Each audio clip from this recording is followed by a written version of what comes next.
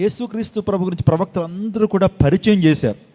యేసుక్రీస్తు ప్రభు గురించి ప్రవచనాలు తెలియజేస్తే ఈ 4 సువార్తల్లో కూడా ఆయనే ఈయన. ప్రవక్తలందరి గురించి ఎవరికైతే చెప్పారో ఆ ప్రవచనానుసారుడు యేసు ప్రభు వారు ప్రవక్త కాదు. ప్రవక్తలందరూ ఎవరి గురించి చెప్పారో ఆ ప్రవచనానుసారుడు యేసుక్రీస్తు ప్రభులు వారు. స్తోత్రం చెప్పండి, హల్లెలూయా.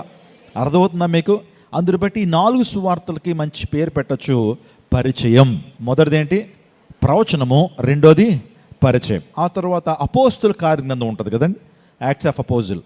దానికి ఏం పేరు పెట్టచ్చు అని అంటే అపోస్తులు, యేసు ప్రభు శిష్యులు, అపోస్తులుగా ఎంచబడినటువంటి వారు, అపోస్తులుగా నియమించబడినటువంటి వారు యేసుక్రీస్తు ప్రభు గురించి ప్రచారం చేశారు. వాళ్ళు ఏం చేశారు? ప్రొక్లమేషన్. ఆ యేసుక్రీస్తు ప్రభు గురించి ప్రచారం చేశారు. అందుని బట్టి అపోస్తుల కార్యగ్రంథానికి మనం మంచి పేరు పెట్టచ్చు, ప్రచారం. ఎవరి గురించి ప్రచారం? యేసయ్య గురించి. అపోస్తులు అనేక ప్రాంతాలకు వెళ్ళి వారు ప్రచారం చేశారు. ఆ తర్వాత అపోస్తుల కార్యగ్రంథం అయిపోయిన తదుపరి ఎపిసిల్స్, ఉత్తరాలు ప్రారంభించబడతాయి. అపోస్టల్ పౌలు రాసిన ఉత్తరాలు, యోధా పత్రిక, యోహాను పత్రిక, ఇవన్నీ కూడా లెటర్స్ చూస్తూ ఉంటాం మనం. వాటిని ఎపిసిల్స్ అంటారు, పత్రికలు అంటారు.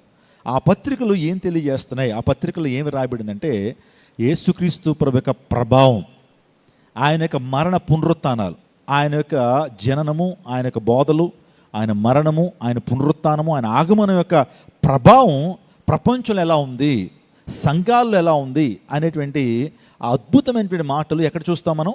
పత్రికల్లో చూస్తూ ఉంటాం. మీకు అర్థమవుతుందా? మొదటిది ఏంటి? ప్రవచనం. రెండోది పరిచయం. మూడోది ప్రచారము. నాలుగోదిగా ప్రభావము. ఇంకా చివరి గ్రంథమైనటువంటి ప్రకటనతో ఏం చేస్తుందంటే యేసుక్రీస్తు ప్రభు యొక్క ప్రభుత్వాన్ని తెలియజేస్తుంది. ఆయన రాజులకు రాజుగా, ప్రభులకు ప్రభుడుగా ఆయన రాబోతున్నాడు. కొదమ సింహంగా ఆయన రాబోతున్నాడు.